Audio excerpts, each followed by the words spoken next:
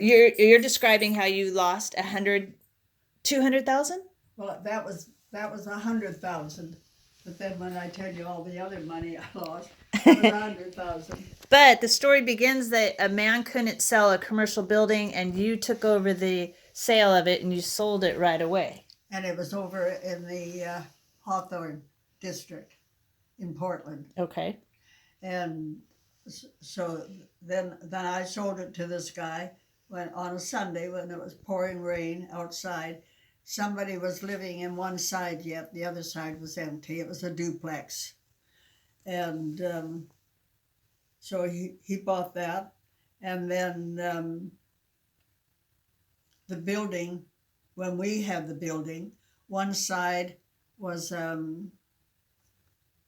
where they made pottery. So he had to have a kiln. And the other side, it was a huge building, whole block practically. And the other side was a photographic place. Okay. Where you went and got your pictures taken. And so where was I? We bought it.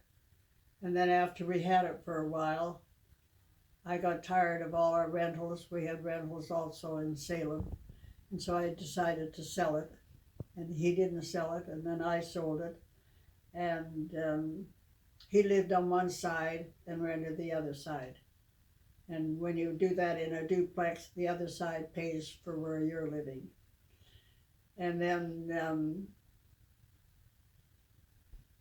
But he tried to sell it for a year, and then you said, "Let me do it." I'm trying to think where the place went on fire. I don't know if we had, all of a sudden all that is so vague to me now. Anyhow, whatever happened to the building when there was a studio, when a pottery and a studio thing, the fellow that owned the kiln where he made the pottery, during the night, it came on automatically. And there was something wrong with the machine and it never turned off automatically, and it kept running, and it got so hot it burnt the building. And so this was your property? It was our property. We owned it. Yeah, commercial building. And Harry had just come through a hernia operation surgery, and we had a manager, so we knew very little about the place at all. And it was just a matter of buying something and then have a manager, and we just got the money. And we got a phone call early in the morning, about 6-7 o'clock in the morning, and I answered the phone, and they said, "What's the extent of the fire of your commercial building?" And I said, "I don't know what you're talking about." I said, "Why, what's wrong?" He said, "Do you own this commercial building?" And I said, "Yes, it's ours." He said, "It's on fire, and it's a 3-alarm fire." And so he said about the kiln, and so that part of the building pretty much burnt. But the photographic kind, they had the fire wall in between, so it got a lot of smoke that didn't burn. And then hooked to it was a great big warehouse, and I guess it didn't burn. So anyhow, when it finished, I said to Harry was off work because he had just had surgery on a hernia. So I said to Harry, "Well, let's go over and see what happened." He said, "I don't know if I'll even be able to find it." We hadn't had anything to do with it at all. It was just all paperwork. And so we got over there, and it had a beautiful front door, a gorgeous looking front door. And they kicked it in. So all the front door was all smashed. They do more damage by trying to put a fire out. And so they did put the fire out so that the studio only got a smoke damage, but not fire damage. But the kiln, it got fire damage. So then I said to the fellow who was managing it, I said, we were all ready to go on a trip to the Bahamas to stay with my sister in her place. And now this happens, and I said, we'll have to deal with the insurance company. And that in itself was a miracle. we bought the place, and then when I was doing my income tax, I had to say how much the deductions, and one deduction should be the insurance. So I phoned him and I said, I can't find anything on these records that you have any insurance on that building. And he said, oh my gosh, I thought I did. And I said, okay, where is it?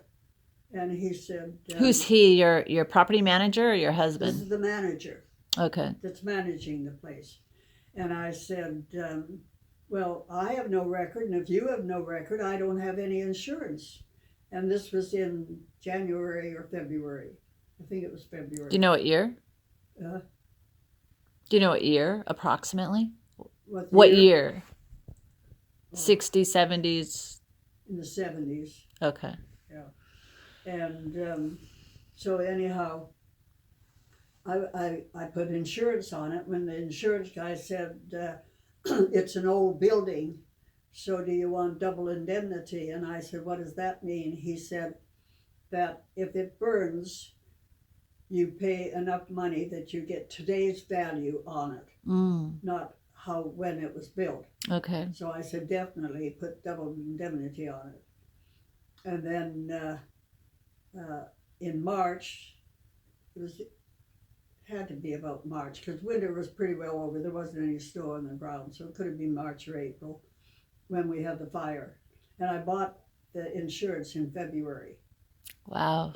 and I had the fire in about March or April. Oh, did they suspect arson? Insurance arson because of that? No, they really didn't. No, Because of the kiln was so obvious. yeah, it was all above ground. But then my agent said, go to the Bahamas, I'll take care of all of it, don't worry about a thing. So we go to the Bahamas, stay there about a couple of weeks and come back, and there's not a single thing done, nothing done. So I said, okay, Ken, you were going to take care of it, what happened? He said, the two insurance companies are fighting. And I said, the two insurance companies? I just took out one insurance. He said, but I guess I did have one, but it wasn't as good as yours. And he said, the guy said, you just put insurance on one side. You know, there was the kiln side and the photographic side. Anybody who ever took insurance out, you take it of a building, not a place. So this guy's arguing that the photographic side wasn't insured, but this killing side was insured. He wasn't going to pay the full insurance. So they had a real nice fight, and that went on for a few months. And finally they dissolved their fight, whatever it was, and so then they could get work done. And so it really turned out good, because they tore a lot of the old stuff down and built all new. The warehouse was all rebuilt new. And the other was built up so new that it went into a dance studio. And I forgot what the other side went into, because we sold it shortly after that. But how did you lose the 200,000?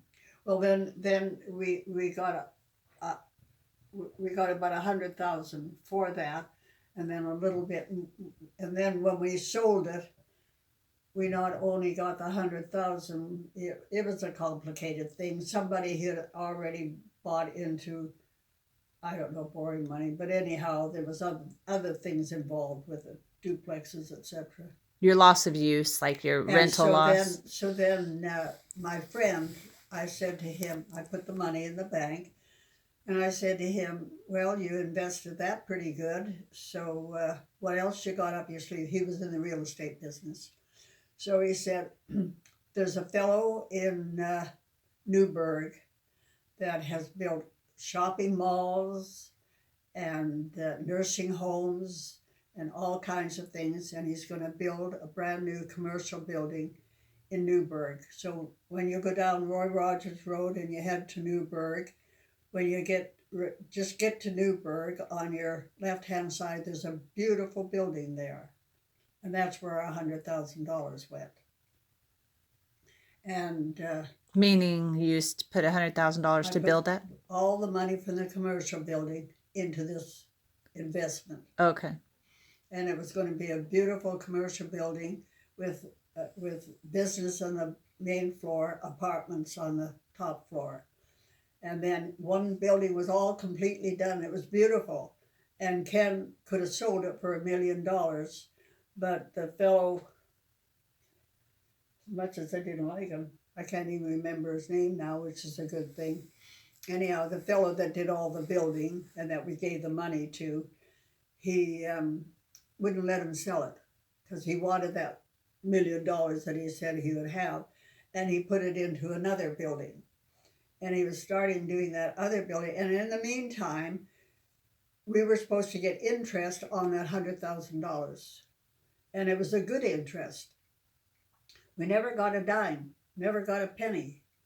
And so I don't know, and we had invested $100,000, a pharmacist invested $100,000, and a doctor put in $100,000. So there was $300,000. And then this real estate guy said he put money in.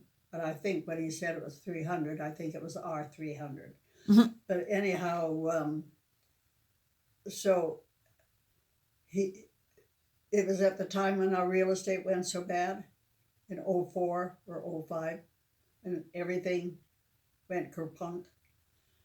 And it fell into, what do you call? Foreclosure? Huh? Foreclosure? Foreclosure. Well, you might as well call it that. They didn't call it that, but anyway, it was close to it. So we didn't get any money. And then on top of it all, he did something crooked. Default. Huh? Default? It defaulted? It'll come to me. But it's all the same thing. Reprobate. It wasn't, you could say bankruptcy. Anything, Yeah. But it wasn't ours anymore. Insolvency. And so then on top of it all, he did something crooked with the taxes. Mm. And not only did we lose all our $100,000, but after that was all, finally after 3 years that we never got a penny, nothing. And then Ken would take us to the building, beautiful building, all finished, looked wonderful, restaurant at the bottom and a real estate and everything was beautiful building.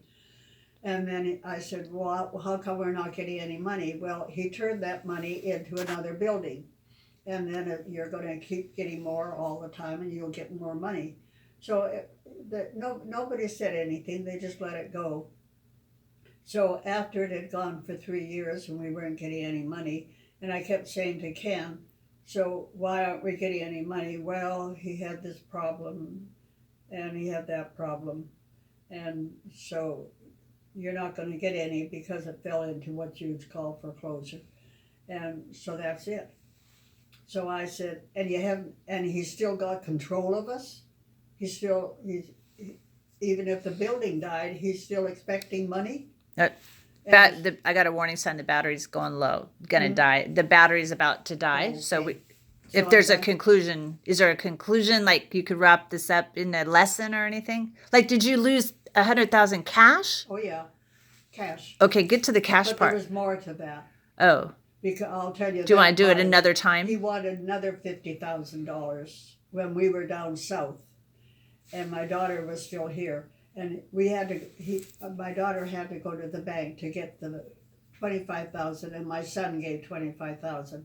He was going to pay it back within just a few months with a real high rate of interest. So we loaned it to him. He got the money from the bank, and instead of giving it to us plus interest, he took it and he put it in for other buildings.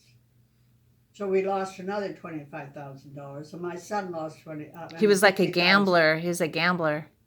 His dad sold cars, and he shot somebody, or he got Wasn't shot. the Tonkins, was it? Huh? Wasn't the Tonkin family, was it?